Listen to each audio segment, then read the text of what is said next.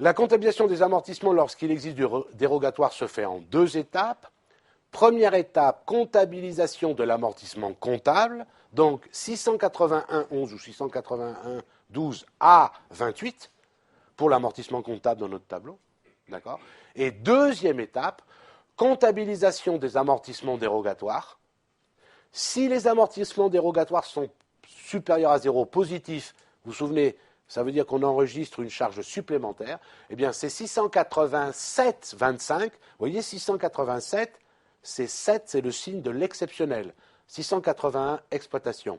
686, financier. 687, exceptionnel. Donc 687,25 à 145. 145, c'est le compte amortissement dérogatoire.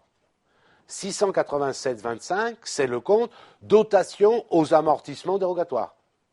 Et si jamais on doit faire une reprise d'amortissement dérogatoire, c'est l'inverse, 145, donc on diminue l'amortissement dérogatoire, à 787,25, reprise sur amortissement exceptionnel, amortissement dérogatoire.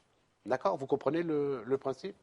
Donc, si je fais la synthèse, regardez bien, à l'inventaire, 681 à 28 pour l'annuité économiquement justifiée, le comptable donc, le plus souvent le linéaire, et ensuite à l'inventaire toujours, soit vous passez 687,25 à 145 ou 145 à 787,25 si ou selon que l'amortissement dérogatoire est positif, c'est-à-dire qu'on doit faire une dotation supplémentaire, ou si vous devez reprendre de l'amortissement par rapport à ce qui a été fait comptablement. Donc c'est le comptable, 681 à 28, ça c'est sûr, et ensuite c'est soit 687,25 à 145, si je dois en rajouter par rapport au comptable, soit 145 à 787,25 si je dois reprendre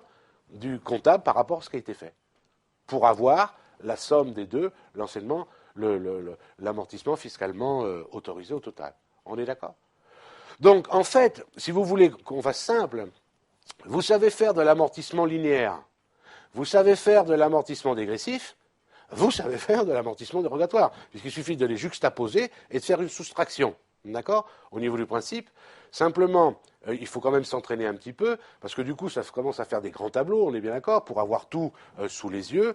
Et pensez bien, d'accord, que quand on fait le dégressif, par rapport au constant, le dégressif, parce que vous, évidemment, dans le cadre d'un examen, on va toujours vous faire acheter une IMO en cours d'année, d'accord? Faites attention, en constant, pour amortir complètement, il y aura une année supplémentaire que sa durée de vie, alors qu'en dégressif, même s'il a été acheté en cours d'année, vous aurez, par exemple, exactement la durée de vie. Le nombre de lignes du tableau correspondra à la durée de vie. Si le bien a une durée de vie de 5 ans, amortissable en dégressif, même s'il a été acheté en cours d'année, il va s'amortir sur 5 lignes, alors qu'en constant, il en faudrait 6. De toute façon, vous voyez que déjà, il y aurait rien qu'à cause de ça, sans parler d'autre chose, il y aurait une différence entre le constant et